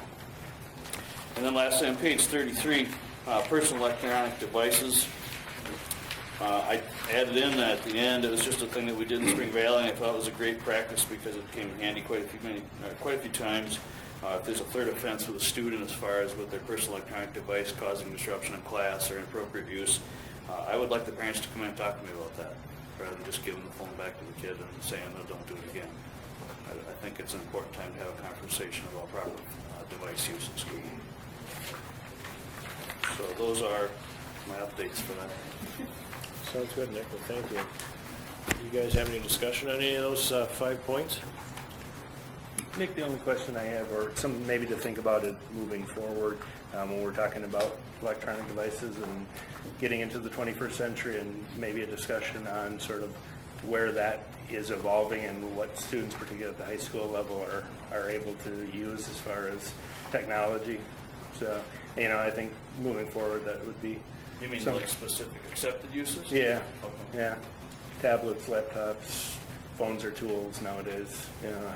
How do we best teach students how to use those properly and in the right context? And it's the world they're living in. Do you want that change made now, Peter? No, I think it's a bigger discussion than this. I think, in moving forward, and I think it needs to include staff. And I just to point it out there, something to consider as we move forward and kind of how we're addressing technology use. We actually have something like that in our technology policy as far as bring your own device and using them in school, whether it is phones. That's why we've opened up phones, because they're not just phones anymore, and tablets, and we're making accessible tablets and laptops and things like that. So, but point well taken, and we got to keep moving forward on it. Yeah, it'd be nice to hear what happens in that discussion. So, Have you guys, have the new board members had an opportunity to read this whole thing? So you've read it all? So, okay. Because that was quite a novel we got sent on Friday to digest it all. Novels. Right, there were 4 of them to read. so then I'm looking for a motion to approve that handbook. The changes? The changes made in it, yep. I'll make a motion to approve the handbook with the changes. Have a second. It's been properly moved and seconded to approve the junior senior high school student parent handbook and its changes. All those in favor signify by saying aye. Aye. All those opposed?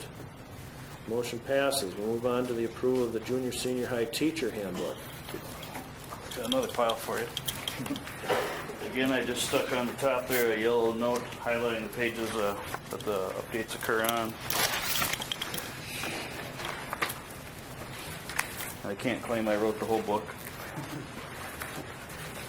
You took the picture though, right? No. Is the picture new? Must have been Mr. Just hit the highlights. Page 5 is, again, the grading scale. It's just to clarify between the student handbook and the staff handbook what the expectations are for grading cutoffs. And again, it's for uniformity between buildings. And page 10 is also a repeat from the student handbook. It's the education aid grading policy, making sure that everyone's aware it's a pass-fail as far as having educational aids in the classroom. Page 13 and 14 is some staffing updates. We're still working on our business ed. We haven't nailed that one down. We have a candidate in mind, but we're making contact with that person and doing paperwork. So that person will also be on page 17, the yearbook advisor. That's why it's highlighted to be determined. And then also page 14, grade 9 would be the business ed hire advisor, and then adding me in as one of the senior advisors. Then on page 18 is another staffing update item.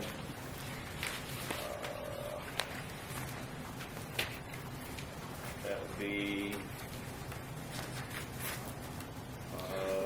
adding me in as the principal. Whitley Bohm is our new special ed hire, and then again to be determined for business education. That's all I have for updates for this one. On that page, Nick, 18, Yep. the school board members the roster needs to be changed too. I Okay. just noticed. Oh yeah, I missed that one. Okay, anybody? I'm still getting to know everybody's name. Any other discussion? You guys got any questions?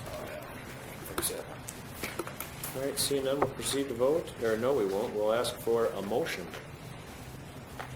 Make a motion to accept it. And do I hear a second? I'll second it. It's been properly moved and seconded that we approve the 2015-16 junior senior high teacher handbook and its changes. All in favor signify by saying aye. Aye. All opposed? Motion passes. Question. Go ahead. Are these put on the website? Yes. After I fix it, of course. All right, the next one is Thank you. the elementary student parent handbook.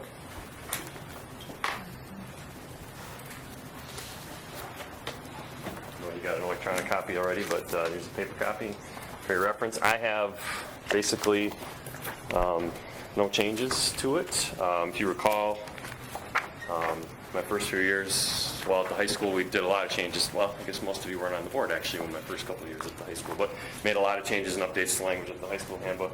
My first couple of years at the elementary, did some updating as well, and I actually adopted a lot of the language from the high school handbook to the elementary one, just for a lot of consistency. So this year, I really have very few, really no significant changes, other than, again, I've highlighted them. You have to hunt pretty hard for the highlights.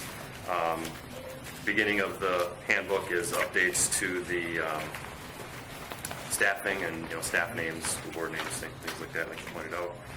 And then if we get to page 21 and 22, under transportation, bus rules, no changes in rules, just changing some language to just more update it and reflect. I believe I caught that it said something about keeping toys, including dolls, in a knapsack. I don't think most kids would know what a knapsack is, so we changed it. Toys or games are to be kept in a backpack or the container, and then unless permission for use has been granted by the driver, because in reality that is what we do. If the driver's, if a child has a small something to keep them occupied and doesn't cause a disruption, the bus driver is going to let them play with it. So just making it reflect better the reality of it. Sorry, back on 21, the other highlighted part, I believe on there it said something about a piece of paper being carried on the bus by the student, which we've evolved from that, and it's actually a form that goes out to all the drivers, and they have a master list of bus changes right there, so it's not a note carried on. So just, again, changing that language so that it reflects reality, that's it. And toward the very back, on page 38, page 38 is a volunteer agreement, which we've had in place for a number of years. Just adding one line in there, because it says the agreements and understandings if I agree to be a volunteer at the school. Also added in the line, I agree that by signing this form I may be subject to a background check to determine suitability for working with children in the school. That's it. So those are the only changes I have, or updates, other than, again, staffing. So I submit that for your approval. All right, you guys got any questions? All right, seeing none, do I hear a motion? I will move to accept the 2015-16 elementary student parent handbook with the changes noted. I will second. It's been properly moved and seconded to accept the elementary student parent handbook with the changes. All those in favor signify by saying aye. Aye. All opposed? Motion passes. And we'll move on to the Clear Lake Elementary Staff Handbook.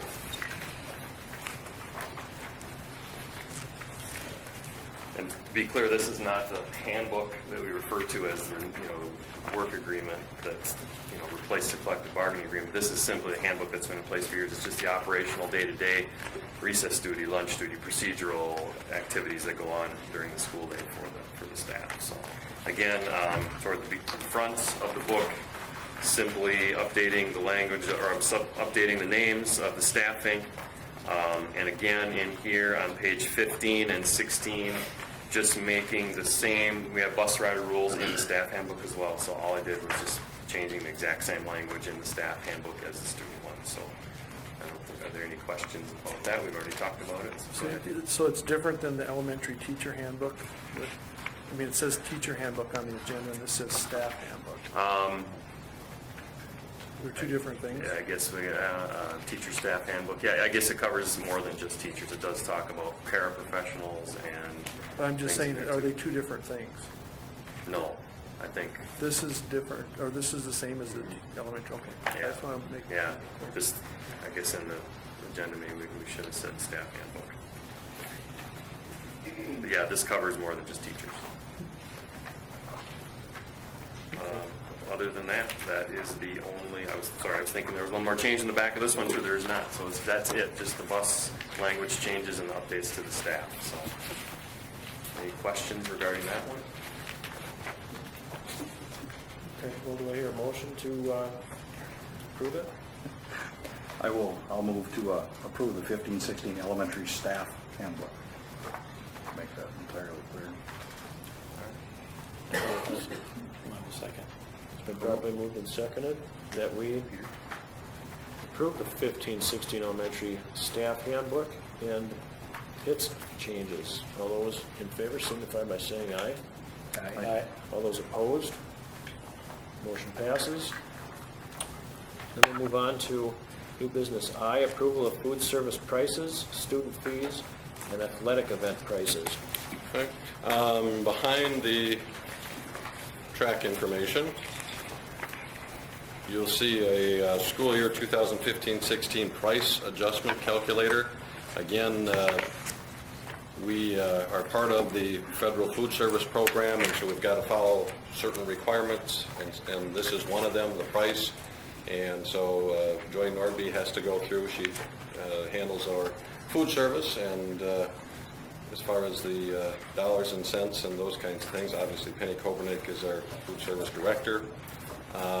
I do want to interject here, and we are going to have Penny come forward and talk about, we had a federal audit, 3-year audit here this last year, and just this past spring in April. And Penny and Joy and the whole crew were cited as an example for the rest of the state. And so kudos to those people, what they do. And so at some point we will have them come in, especially Penny, come in and present the findings, etc. But congratulations to them. They did a heck of a job, or they do a heck of a job, and which was found out through the audit. Anyway, going back to the calculator, this is something we have to do every year, that Joy has to do every year, and it's based on the federal prices, the free and reduced lunch prices, and you see school districts all across the state having to increase their prices. And so the writing out in the margin here, you can see that a 10-cent price increase is required, cannot require more than 10-cent increase. And so that is what the calculator is telling us. And when we flip the page, you'll see our current prices. The total price increase for 15-16, it says 13 cents. And 3 cents can be carried forward. Again, can't be required to charge more than 10 cents. And so that's what we're holding it to, and you'll see that reflected in the prices on the next page. Page lunch price can be manipulated between elementary and high school as long as the weighted average is $2.67. And so when you flip the page, if you take a look, and Joy does a lot more than just the prices, but keeps track of a lot of different things, you'll see that 14-15, the breakfast prices, we didn't have to increase for students. Breakfast prices for adults, 15-cent increase from $1.50 to $1.65. Lunch for 4K through 6, there you'll see a 10-cent reflection, $2.50 to $2.60. Lunch for 7 through 12, $2.65 to $2.75. Lunch for adults, $3.10 to $3.30. The sport lunch, you see the 10-cent increase. The extra milks remain the same at 30 cents. You can see the average down below the last 2 years as far as the milk prices. That's the average for skim and chocolate, the 21 and 19. We would not raise those prices from the 30 cents. And then the reduced breakfast and reduced lunch remain at 30 cents and 40 cents. Those are federally mandated. Just some things, you can see the lunches, food service summary. In 2014-15, we went up about, 1,600 lunches served, from 82,662 to 84,296. Lunches served to adults up slightly. Sport lunches, we had a lot of kids, again, taking, and what a sport lunch is Penny and her staff prepare a lunch in the afternoon for kids can sign up, and they want a meal going on a trip somewhere. I think a great service for kids, and you can see that serving 1,100 of those during the school year, that we have a number of kids that take advantage of that. Breakfast served to students, we had 29,049 2 years ago, 29,506 this last year, up 500 approximately. Breakfast served to adults, not a lot of takers there, but up slightly, 177. Additional milk purchases, and you used to see that we would sell second lunches. Again, that's not an option anymore. It's an option to sell a la carte. In other words, you can serve the main meal, if it's burgers, if it's pizza, or whatever it is. And so for the last 3 years, you see those numbers. Additional milk purchases, you can see went down about 1,000. But the a la carte, that's the main entree, whatever that was that day. You can see that's up 2,300. You can also see I'm going to back up a step. That's not the main entree. Those are all the smaller items, the snack sticks, the cookies, those kinds of things. And then you got the main. I'm getting my bifocals in the right place here. You got the main entree up about 500, and so you can see what the lunch service has done over the past few years. Next one is just in more detail as far as dollar figures, what the lunch program has brought in. You can see back in 2006-7, 171,000 on 797, and we're back up about, and it went down for a number of years. We're back up to 178,000, $129, so basically the highest it's ever been. Seconds, you can see the different things that, again, seconds were taken out, and so then you can see in 2014-15 that we had to go to the a la carte system. So then finally the pricing sheet. We've got 2014-15 in front of you. I already talked about the difference in prices, so if you flip the page, here's the page that we'd be asking you to approve as far as the daily and weekly prices, as I had mentioned already. Registration, I'll go into those. I have a $5 registration fee at the elementary. That's optional. That also does give them their season athletic passes. Otherwise, they have to pay individual game prices. High school, $10 registration fee. Same thing there. That gives them their game attendance, etc., those coming into games. And we'd keep those the same. Athletic passes for season, for couples. I don't know when the last time this was raised, but I want to recommend raising it. We want to get as many people as we can to our games, so $40 for couples for all season passes, $28 for singles, and again, you can see the $5 for the elementary. Per game, $3 adult, $2 students. Again, haven't raised in a number of years, but recommend keeping it there. Questions on food prices or athletic passes? So Brad, you're asking us to approve this last page? Yes. That's the actual prices? That's the actual prices. Thank you. Yep. And the prices figure out by federal calculator? By the calculator, yep. That's, I've included those first 2 pages. It's a federal calculator that we've got to follow. And so we're raising them the minimum. Other questions? Well, I will make a motion to approve the 2015-16 lunch price promotion Student fees and athletic event prices. pass schedule. I'll second. Been properly moved and seconded to approve the first food service prices, student fees, and athletic event prices. All those in favor signify by saying aye. Aye. All those opposed? Motion passes. We'll move on to new business item J, review of seclusion and restraint numbers for 2014-15. 2 years ago, through the IDA, in the federal special education law, we had to start reporting seclusion and restraints, and so that's what you have here on the previous year. And so the first page is the numbers at the elementary. 2 students had to have something. 2 IEPs, 2 students had IEPs. There were 3 events. There was 1 seclusion and 2 restraints at the elementary. At the junior senior high school, you can see that there was 0 students that had to either be restrained or secluded. So again, 0 students IEP, no IEPs, 0, no events, 0. And so the only activity that did take place was at the elementary. I can tell you this year that our staff is trained each year by our special ed director on seclusion and restraint and how to properly do things. And Chris, I don't know if you want to add to that at all, but There's a lot I could say or nothing. yeah, no, I mean, I just so people know that, okay, when you talk, don't get afraid of you hear seclusion, restraint. It's for when a student is being dangerous to themselves or others, Yeah. physically dangerous to themselves or others, so Yep. for their own protection or protection of others. And typically, it's more common in elementary schools. You may have very small children who have special needs are more likely to act out physically than, say, a high school student. So that's much more common at the elementary school. And our numbers are very low. Okay. Just need to make a report. Okay.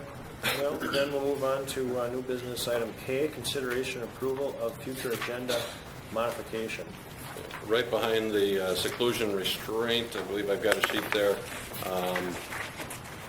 This is just a sheet from our board handbook and protocol, and you can see order of items on board meeting agenda that we presently have: call meeting to order, pledge of allegiance, approval of minutes, approval of vouchers, public opinion, old business, new business, possible closed session and adjournment. It was asked to put on there future agenda items, and so you would be making an adjustment to that order of items on board meeting agenda.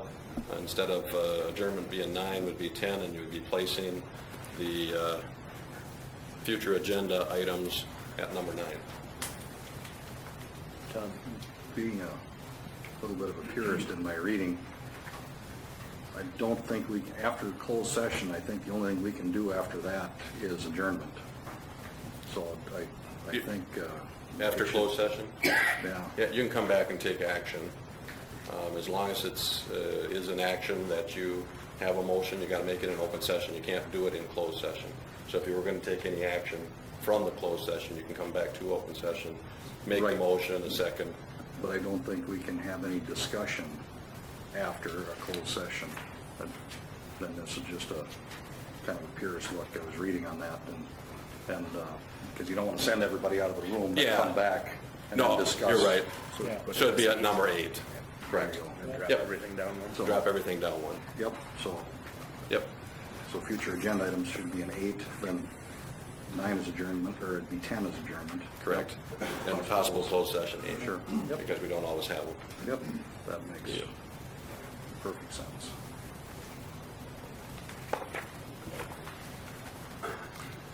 And you would look for approval of that. Yep. Because it is your change. I'll make a motion to put that on the agenda. There's item number 8 there. We hear a second? I'll second that. It's been properly moved and seconded to approve adding future agenda modification as item number 8. All those in favor, signify by saying aye. Aye. All opposed? Motion passes. Okay. Now we're getting ready to move into closed session, so we're going to have to ask all you guys to go home and enjoy the rest of your nights. We thank you guys for coming. We thank you for your interest. It's nice to see you guys all.